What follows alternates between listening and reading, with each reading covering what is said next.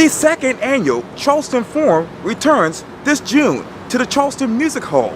I sit down one-on-one with attorney and committee chairman Brian Duffy for a special edition of Quintin's Close-Ups. And be sure to download the free Quintin's Close-Ups app in your Apple or Google Play stores. Brian Duffy, it's so good to meet you. Very nice to meet you, Quintin. Thanks for coming in. I appreciate it greatly.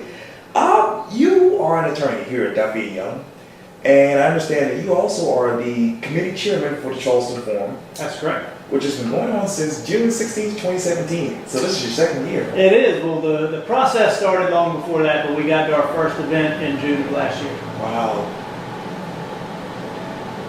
What is it like for you to be the committee chairman? Well, I've enjoyed it. I've enjoyed it because I've gotten to know so many more people in this community who are active, who already are out there doing good things and who have an interest in improving the community. So it's great to be associated with them and to work on a common cause. And you talk about common cause. Let me take you to the CharlestonRadioNetwork.com because the headline reads this from Renee Sexton. Charleston Forum continues conversation on race sparked by a Mother Emanuel shooting. It reads this. June will mark 3 years since 9 black worshipers were gunned down during a Bible study at Emanuel AME Church in Charleston. 3 years ago to right now, where are you emotionally? Well, you know, Quintin, it hit everybody in Charleston hard, and it hit everybody differently. But I think one of the main points is it affected people, and it caused everybody to stand back and say, "Well, wait a second. This crime of pure racial hatred took place right around the corner from where we are." And it caused people, and certainly the reactions of the family members, it really created a sense of unity in this community. And I think really created an opportunity for people to come together and address issues of race from a different perspective than it had before. And then you continue to read the article. It reads this. The organizers of the Charleston Forum hope to continue the honest conversation on race sparked in the wake of the tragedy. What does that honest conversation look like in your mind?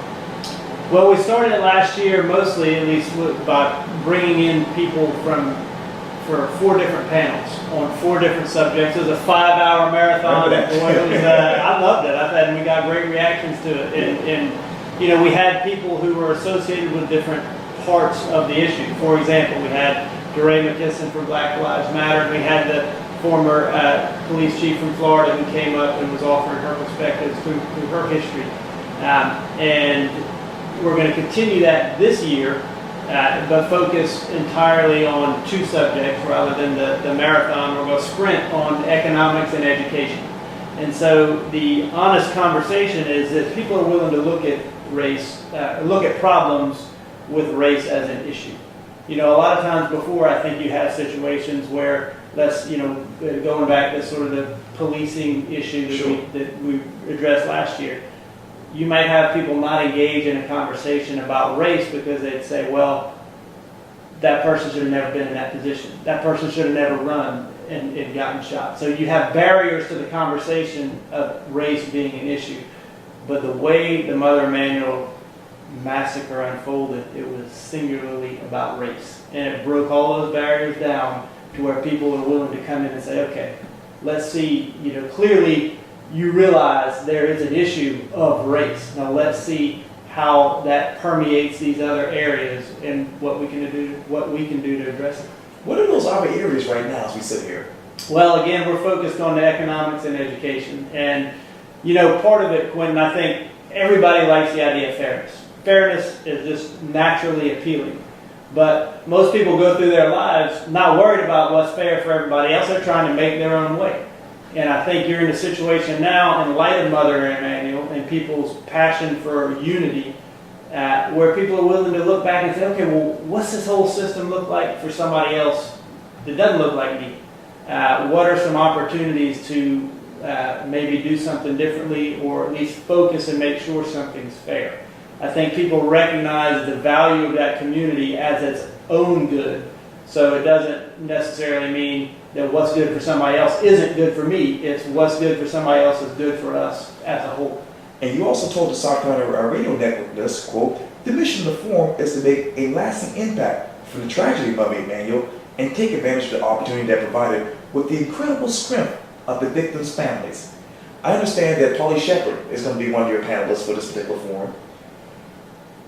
Well, yeah, we have, Polly isn't, let me step back and see.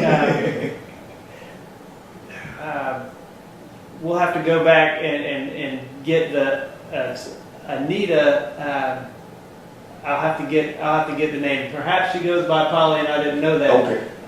But we do have Ms. Simmons, whose grandfather was one of the victims in that terrible day, and she's a former teacher, and she has and she's taught in many different places, and she has some very good ideas of thinking through sort of systemic changes from what she's seen, how she's seen things work and not work in other places. 3 years now, what is the strength of those victims and their families in your mind? Oh, it's just been, incredibly powerful from just setting an example for how to move forward, and really with an interest toward making things better.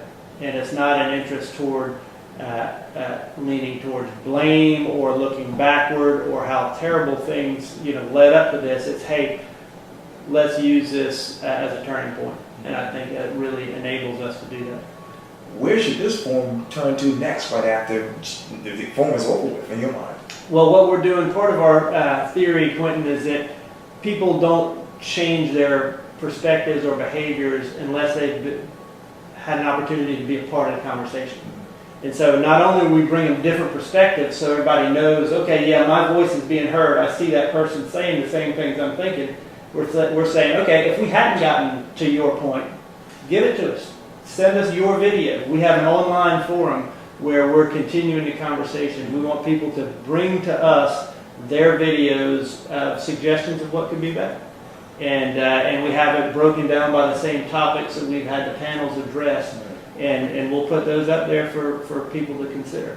And another thing that we're doing sort of next is that we've tied into what we call action partners. Oh, yeah. And, really, Quintin, I've learned through this experience how many people are out there doing things already.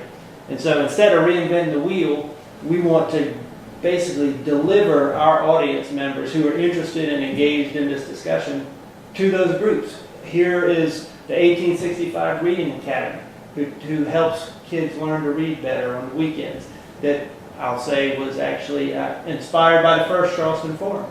And so, we were able to identify people in the community who already have resources in place to help make a difference. And hopefully we can add more volunteers and donors to keep pushing those things in the right direction. And obviously you are Brian Duffy, an attorney here in Charleston, well known. And I know obviously you're the committee chairman for the Charleston Forum. But when you put all of those initiatives and the careers to the side, who else is Brian Duffy? Well, Quintin, I'm a dad, and I like to follow my kids and like to, I still, I know you went to high school in town, Right. As did I, and still try to relive the glory days on the basketball court and get out there when I can. But my son just told me I'm in the OMBA, the Old Man's Basketball Association. So that's what else I do. So, write the headline. The Charleston Forum will be what? Or what do you want it to be what? After people leave that forum?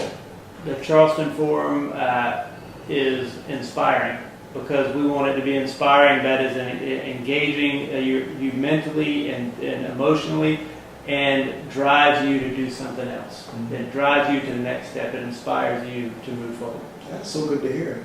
Well, Brian Duffy, thank you so much for your time. I really, really appreciate this. Thank you so much, Quintin. Thank you. All right. Yes, sir. Take care. You too.